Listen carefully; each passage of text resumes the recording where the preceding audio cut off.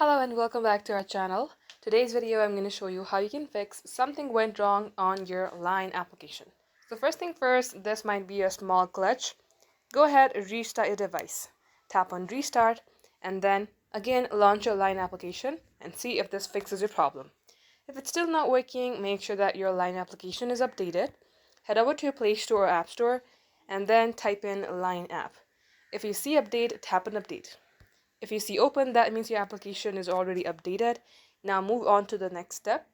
Head over to your settings, scroll all the way below, select apps.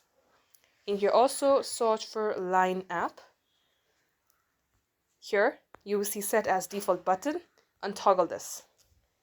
Go back onto app info page, tap force stop and then OK.